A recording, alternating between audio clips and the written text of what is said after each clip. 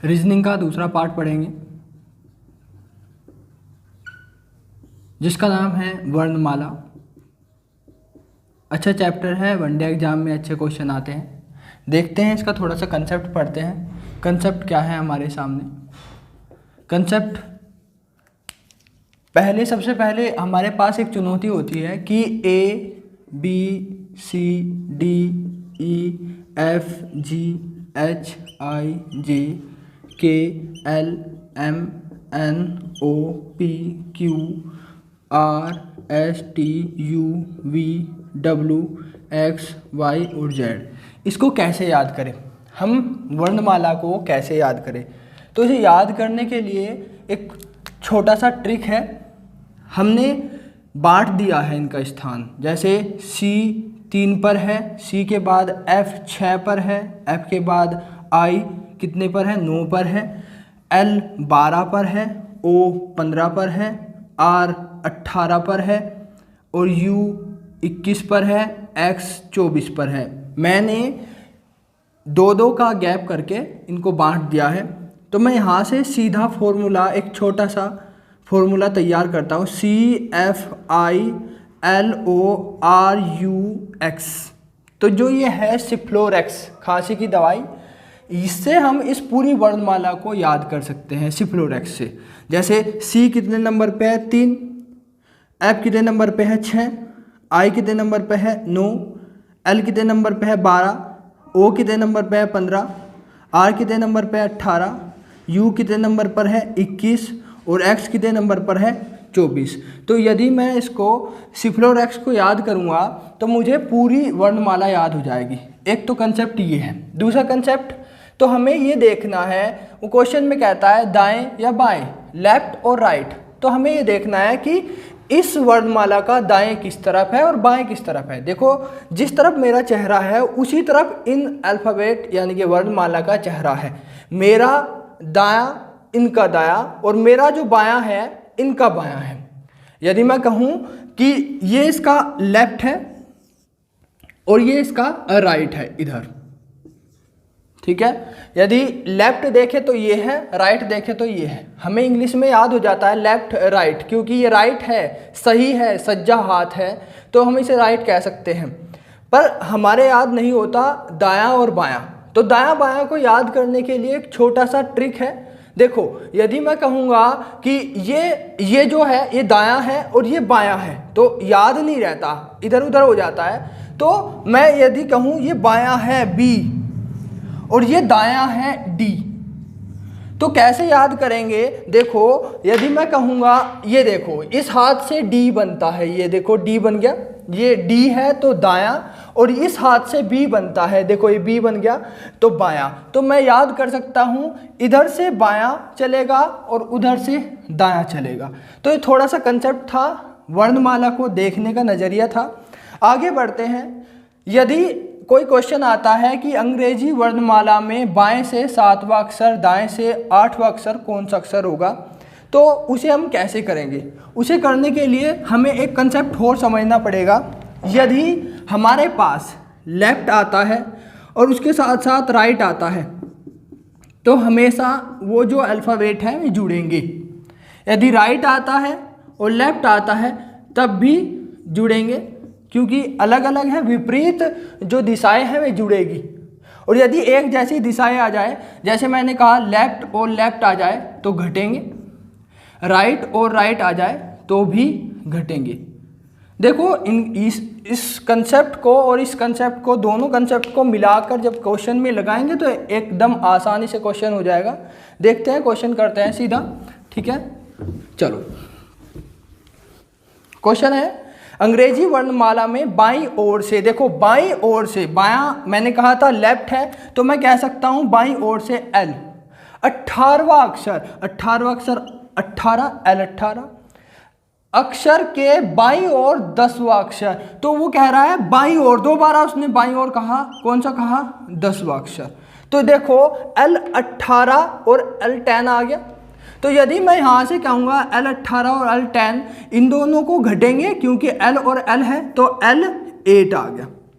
देखो L8 हमारे पास क्या होगा, यदि मैं देखूंगा तो हमारे पास ABCD जो वर्णमाला है वो L से शुरू होती है, उधर से शुरू नहीं होती। यदि हमारे पास L से शुरू होती है मतलब ABCDEFGH ऐसे लेफ्ट से शुरू होती है, राइट से ZX ऐसे आती है, ठीक है। तो यदि हम बात करेंगे L से, यदि हमारे पास ये सीधा L से आता है तो हम बता सकते हैं 8वां अक्षर बाएं से कौन सा है। तो 8वां अक्षर बाएं से सिफ्लोरेक्स में CFI, ठीक है।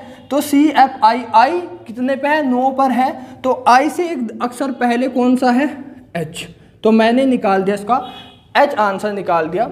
आगे बढ़ते हैं, दूसरा क्वेश्चन करते हैं। अंग्रेजी वर्णमाला में दाईं ओर से 15वां अक्षर। अब देखो हमारे पास क्वेश्चन आया दाईं ओर से R 15, ठीक है। 15वां अक्षर के बाईं ओर 10वां अक्षर बताइए कि बाईं ओर कौन सा बताना, 10वां अक्षर बताना है। अब देखो मेरे पास ये R है, ये L है, तो दोनों क्या होंगे, जुड़ेंगे। मैंने अभी थोड़ी देर पहले बताया था कि R और L क्या होंगे, जुड़ेंगे। तो यदि मैं इन दोनों को जोड़ता हूं तो 25 आ गया मेरे पास। अब देखो यहां से फिर एक प्रॉब्लम हो गई कि हमारे पास जो ABCD है, जो वर्णमाला है A से B C से XYZ तक, वो हमारे पास याद जो है वो L से है, राइट लेफ्ट से है, राइट से नहीं है। इधर से याद नहीं है हमें याद है इधर से। सिफ्लोरेक्स जो है वो इधर से याद है हमें, इधर से नहीं याद है। तो यहाँ तो R25 आया, तो R25 आया तो इधर से कैसे याद करें हम इसको, ZYX ऐसे यदि मैं इधर जाऊंगा तो कैसे याद करूँगा 25वां अक्षर कौन सा होगा। तो यदि ऐसा कभी क्वेश्चन आ जाए कि हमें राइट से निकालना पड़े तो उसके लिए हमें क्या करना पड़ेगा, उसके लिए हमें करना पड़ेगा कि हम देखो एक बात समझनी है। यदि मैं कहूँ कि लेफ्ट से ये C जो है वो तीसरे नंबर पर है तो राइट से कितने नंबर पर होगा। तो राइट से यदि मैं इधर से गिनना शुरू करूँगा तो इधर से कितने नंबर पर होगा, इधर से 24वें नंबर पे होगा, क्योंकि 24 ये हो गया, 25 ये हो गया, 26 ये हो गया। तो मैंने कैसे बताया कि राइट से ये 24वें नंबर पे होगा और लेफ्ट से तीसरे नंबर पे होगा। तो उसके लिए मैंने एक ट्रिक दिखाई कि कौन सी ट्रिक है कि यदि हमें R को L बनाना है, R को L बनाना है, कभी भी याद रखना R को यदि हम L बनाएंगे तो 27 में से घटाएंगे, 27 में से जो अंक है 27 में से घटाएंगे। क्योंकि यदि मैं इधर से जाऊंगा, देखो ये C लेफ्ट से तीसरे नंबर पे था, 27 में से यदि 3 घटाऊंगा मैं तो 24 आएगा। तो राइट से कौन से नंबर पे है, 24 नंबर पे है। तो ऐसे ही R 25वें नंबर पे है। यदि मैं इसको L बनाना चाहता हूँ तो 27 में से मैं 25 घटा दूंगा तो कितना आएगा, L2 आएगा। और दूसरे नंबर पे कौन सा अक्षर होता है, B। तो मेरा आंसर आ गया B। नेक्स्ट क्वेश्चन करते हैं। नेक्स्ट क्वेश्चन क्या है, अंग्रेजी वर्णमाला में दाईं ओर से 15वां अक्षर। अंग्रेजी वर्णमाला में दाईं ओर से 15वां अक्षर मतलब दायां है उसका 15 अक्षर के दाईं ओर 10वां अक्षर कौन सा है। अब देखो दोनों दायां और दायां आ गया, राइट और राइट आ गया। अब देखो दोनों राइट है तो घटेंगे, R5 आया, R5 आया। तो R5 को यदि मैं यहाँ से L बनाऊंगा तो 27 में से घटाऊंगा L22 आएगा। 27 में से यदि मैं 5 घटाता हूँ L22 आएगा। और L22वां अक्षर कौन सा है, सिफ्लोरेक्स में देखेंगे U 21 पर है, V कितने पे होगा, 22 पे होगा। तो ये क्वेश्चन आया। नेक्स्ट क्वेश्चन देखते हैं हम, अंग्रेजी वर्णमाला में अक्षर P के। अब देखो ये थोड़ा सा क्वेश्चन अलग है। उसने कहा अक्षर जो है वो अक्षर P के दाईं ओर 5वां अक्षर बताइए। अब देखो सबसे पहले हमें देखना पड़ेगा P अक्षर सिफ्लोरेक्स में कौन से स्थान पर है। यदि हम P अक्षर देखते हैं तो P अक्षर L16 पर है, O15 पर है और 16 पर क्या है, P है। P अक्षर के कौन से ओर देखना, मुझे दाईं ओर देखना, मतलब इसी तरफ देखना, ये दायां है इसी तरफ देखना है। और यदि मैं यहाँ से L मतलब P के तो बाईं ओर होगा, वैसे दाईं ओर है, L से दिखाएंगे और L कितना आएगा, 5 आएगा और 5 L21 21वां अक्षर कौन सा होगा? तो 21वां अक्षर हमारे पास कौन सा है? यू। तो मेरा आंसर आ गया। अब आते हैं टाइप 2 में। टाइप 2 क्या है हमारे पास? टाइप 2 है यदि अंग्रेजी वर्णमाला को विपरीत क्रम में लिख लिया जाए। मतलब अभी तक हम जो पढ़ रहे थे वो पढ़ रहे थे सीधा क्रम। सीधा क्रम क्या था कि हम ए से शुरू करते थे, ए बी सी डी ऐसे करते थे और एक्स वाई जेड तक जाते थे। पर उसने ये कहा है कि यदि इस क्रम को मैं उल्टा लिख दूं, कैसे लिख दूं? मैं जेड से शुरू करूं, जेड वाई एक्स और सबसे लास्ट का जो अंक है वो ए हो, तो क्या होगा? तो अब की बार देखो, बस सिंपल सा फंडा है कि अब तक हम एल का मान निकाल रहे थे, लेफ्ट से निकाल रहे थे क्योंकि लेफ्ट से हमें सीधा पड़ रहा था। अब उसने विपरीत क्रम कहा तो हम अब राइट से निकालने लगेंगे, क्योंकि राइट से सीधा पड़ेगा, इधर से सीधा पड़ेगा। क्योंकि राइट से सीधा इसलिए पड़ेगा क्योंकि राइट से ए बी सी डी ऐसे आएगा, बस और कुछ नहीं करना। पहला क्वेश्चन यही है, देखते हैं। पहला क्वेश्चन है कि अंग्रेजी वर्णमाला को विपरीत क्रम में लिख लिया जाए तो दाएं से 11वें अक्षर की जो दायां है आर 11वां अक्षर से दाएं 7वां अक्षर कौन सा होगा? R7। तो ये देखो, ये भी दायां है, ये भी दायां है, दोनों घटेंगे, R कितना आएगा? 4। और अब देखो R को L नहीं बनाना है यहाँ, क्यों? क्योंकि विपरीत क्रम है। ध्यान रखना R ही रहेगा क्योंकि उधर से A B C D है, इधर से नहीं, उधर से शुरू है। तो R4 नंबर पे हमारा क्या आएगा? D आएगा, ये सीधा आंसर। नेक्स्ट क्वेश्चन करते हैं।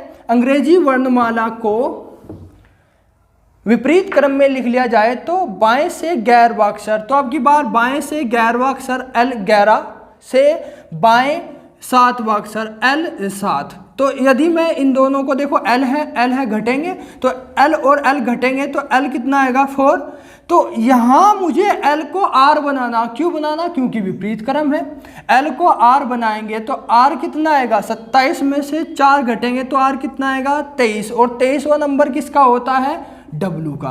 तो 23वां नंबर हमारे पास W का आ गया, हम सिप्लोरेक्स में देख सकते हैं। नेक्स्ट क्वेश्चन सेम ऐसा ही होगा।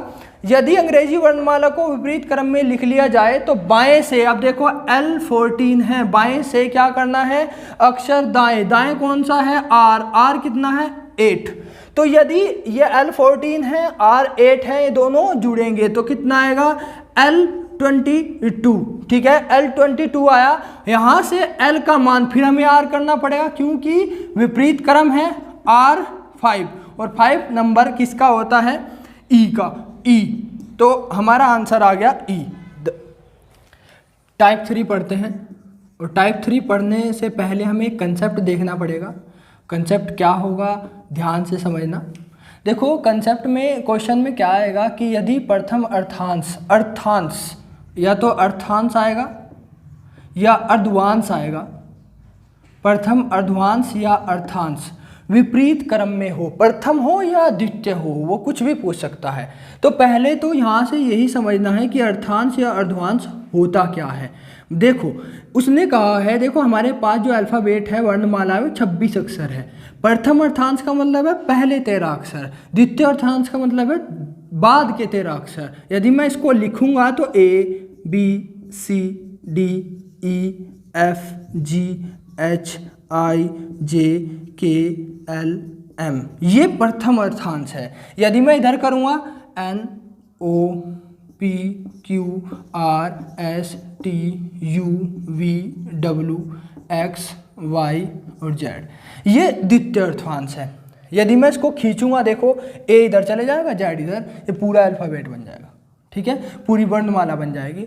तो यदि मैं देखूंगा तो ये जो ये वाली लाइन है M तक, ये प्रथम अर्थांश है, और जो N से लेकर Z तक है द्वितीय अर्थांश है। तो यहाँ से क्वेश्चन आते हैं कि यदि ये पहला अर्थांश विपरीत क्रम में हो, मतलब इसको हम उल्टा लिख दे। उल्टा कैसे लिख दे कि ये M शुरू में आ जाए और A उसके बाद, मतलब M से शुरू हो, M L K J I, फिर A आए, A के बाद सेम हो, ये जो का तू हो, N O P। तो विपरीत हो पहला अर्थांश, तो कैसे करेंगे? तो क्वेश्चन पे आते हैं। देखो क्वेश्चन क्या है मेरा, यदि अंग्रेजी वर्णमाला के प्रथम अर्थांश को विपरीत क्रम में लिख लिया जाए तो आपके दाईं ओर से, तो देखो R10 आ गया, दाईं ओर से 10वां अक्षर बाईं ओर से 7वां अक्षर, तो L7 आ गया। तो इसे तो हम ऐसे ही सोल्व करेंगे जैसे होता है, 10 और 7 17, R17 हो गया। देखो R17 हो गया, इसको हम कैसे बदलेंगे, लेफ्ट में बदलेंगे, L में बदलेंगे। तो L कितना आ गया हमारा, यदि मैं 27 में से 17 घटाता हूँ तो कितना आ गया, L10। तो देखो यहाँ L10 कैसे हम समझेंगे कि प्रथम अर्थांश विपरीत है तो उसमें क्या होगा। प्रथम अर्थांश विपरीत है तो उसमें क्या होगा कि ये 13 अक्षर हैं हमारे पास, ये 13 के 13 अक्षर को उसने पलट दिया। यदि इनमें से किसी का आंसर आता है तो गलत ही आएगा।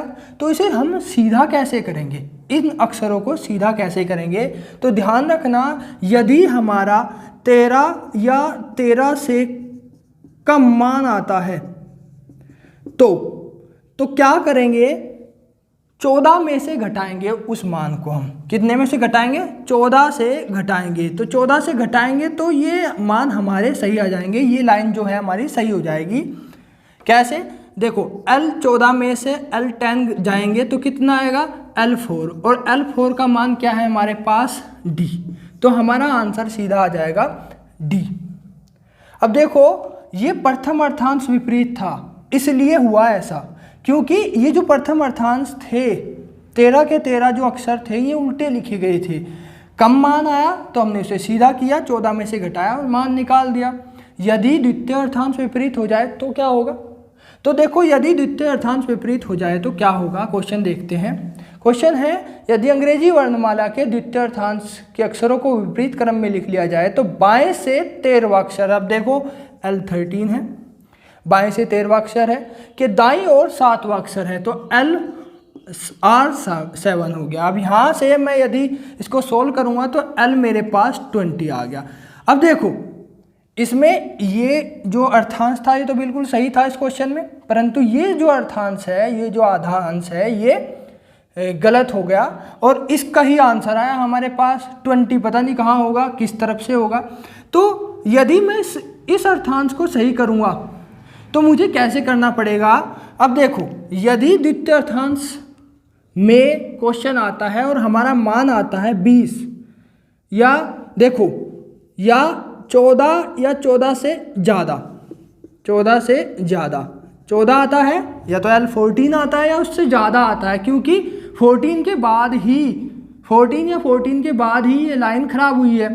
अब ये खराब हुई है, विपरीत हुई है, तो इसको सीधा कैसे करेंगे, अब देखो इसको सीधा करेंगे, ऐसे सीधा करेंगे, 14 अक्षर तो ये हो जाएंगे और एक पूरी लाइन 26 अक्षर की है, 14 और 26 40, तो हम इसको पूरे को सीधा करेंगे तो ध्यान रखना तो हमें 40 से घटाना पड़ेगा।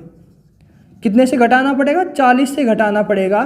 तो मैं कह सकता हूँ L40 में से L20 जाएंगे तो कितना आएगा, L20 आएगा। इसका आंसर क्या आएगा मेरे पास, T20, मतलब 20 का मान हमारे पास T होता है। तो यहाँ से हमने दो अर्थांश समझे कि प्रथम अर्थांश कैसे होगा यदि प्रथम अर्थांश विपरीत होता है। प्रथम अर्थांश विपरीत होता है तो क्या होगा, यदि मान आता है हमारे पास 13 या उससे कम तो हमें क्या करना पड़ेगा कि उसमें से 14 से घटाना पड़ेगा, सीधी सी बात, 14 से घटाना पड़ेगा। यदि द्वितीय अर्थांश विपरीत होता है, द्वितीय अर्थांश विपरीत होता है तो हमें क्या करना पड़ेगा, तो हमें क्या करना पड़ेगा, द्वितीय अर्थांश विपरीत होता है तो मान यदि हमारा 14 या उससे ज़्यादा आता है, क्योंकि द्वितीय अर्थांश तो वैसे ही शुरू होगा, उससे ज़्यादा आता है तो हमें क्या करना पड़ेगा, 40 से घटाना पड़ेगा। तो यदि मैं 40 से घटाऊंगा तो ये आंसर आ जाएगा मेरा। ठीक है, तो रीजनिंग का जो अल्फ़ाबेट है, वर्णमाला जो चैप्टर है वो यही ख़त्म होता है और आपने सपोर्ट किया उसके लिए धन्यवाद।